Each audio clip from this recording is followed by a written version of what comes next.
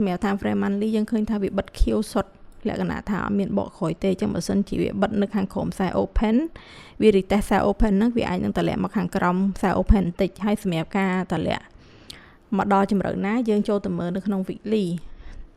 យើងត្រូវតម្លាក់បដិញ time frame អញ្ចឹងណាអញ្ចឹងបើយើងចូលទៅក្នុង weekly យើងមើលឃើញថាសម្រាប់ weekly គឺ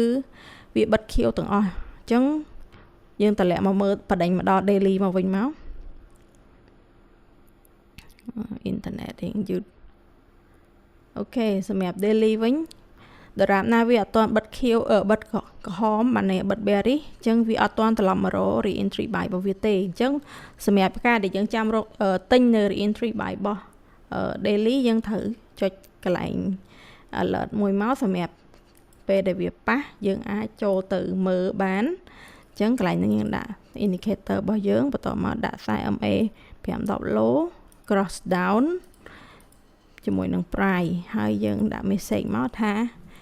re-entry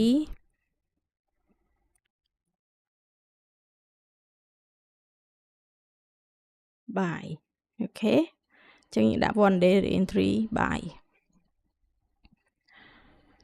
ចឹងកន្លែងហ្នឹងវាត្រឡប់មករកកន្លែង re-entry buy ហ្នឹងសម្រាប់ឬក៏អត់យើងត្រឡប់ទៅមើល4ម៉ោងអូខេសម្រាប់ time frame 4ម៉ោងយើង concern រឿងមួយត្រង់ថាវាអត់មាន CSM វាមាន CSM អ្វីទៅ CSM គឺការដែលវាបំបែកចេញខាងក្រៅ top BB បែបនេះហើយខ្សែ top BB ហ្នឹងទេឡើងតែសំខាន់អានេះវាទេចុះអញ្ចឹងបើសិនវាទេចុះវាអត់មាន CSM ទេអញ្ចឹង concern រឿងហ្នឹងមួយទី2ឥឡូវហ្នឹងអា top re-entry buy របស់4ម៉ោងចាប់ដើមឡើងមកលើmid BB ហើយអញ្ចឹងកន្លែងហ្នឹងក៏យើងអាចដាក់ alert មួយទុកដែរក៏ប៉ុន្តែយើងត្រូវចាំថាវានៅ sideways នៅឡើយទេដោយសារតែ BB វាអត់ចេញសញ្ញាថាវាមាន trend ណាវាអត់មាន CSM ណាចឹងយើងដាក់ថា re-entry MA 510 low តម្លៃ cross down price ហើយយើងដាក់ message មកយើងមកដាក់ថា4ម៉ោងអូខេ4ម៉ោង re-entry buy អូខេចឹងយើងមកមើល1ម៉ោងវិញម្ដងសម្រាប់1ម៉ោងវិញបើសិនជាកន្លែងនេះវាដាច់ mid BB ចឹងកន្លែងនេះគឺជាតំបន់ mid BB ចឹងកន្លែងហ្នឹងខ្ញុំដាក់ alert មួយទៀតណាខ្ញុំដាក់ថា mid BB បន្ទាប់មក cross down price តែកន្លែងនេះខ្ញុំដាក់ថា close close per bar 1 per bar close បានន័យថាពេលដែលវាបិទបកគោលបានវា load ចេញមកថាមាន alert ចឹងកន្លែងហ្នឹងខ្ញុំដាក់ថា1ម៉ោង break mid អូខេចឹងអីយើងគួរដាក់យើងដាក់ alert ហ្នឹងឲ្យអស់ហើយសម្រាប់1ម៉ោង break mid ពេលដែល1ម៉ោង break mid ហើយចាំតិចខ្ញុំដាក់គូឲ្យអ្នកទាំងអស់គ្នាមើលហ្មងទៅ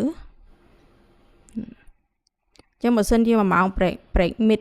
ហើយខ្សែហ្នឹងវាកាត់ចេះហើយអានេះវា MA វាកាត់គ្នាអញ្ចេះអញ្ចឹងនៅពេលដែលវាកាត់ break mid ហើយគឺវាត្រឡប់មករកអានេះវិញអានេះត្រូវប្រឆាក់ចុះមកចេះមកទៅបើវាអាចធ្លាក់ចុះមកបានអញ្ចឹងការដែល1ម៉ោង break mid ហ្នឹងគឺជាសញ្ញាមួយប្រាប់ថា re-entry buy របស់ time frame 4ម៉ោងរបស់យើងដែលយើងដាក់មុនហ្នឹងវាអត់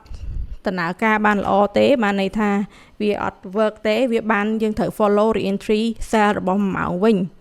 ករណីហ្នឹងអញ្ចឹងបើសិនជាករណីវាចុះយើងត្រូវ follow re-entry sell របស់1ម៉ោងដើម្បីបំបែកចុះមកខាងក្រោមដោយហេតុដែលយើងនិយាយចឹងបានដោយសារតែ4ម៉ោងវាអត់ចេញ trend វាអត់មាន CSM បើវាមាន CSM ចេះអានឹងយើងសង្ឃឹមច្រើនក៏តែបើសិនវាអត់ចេញ CSM ចឹងទេយើងត្រូវចាំមើលថា4ម៉ោងនេះ hold អត់បើសិន4ម៉ោងនេះ hold ជាប់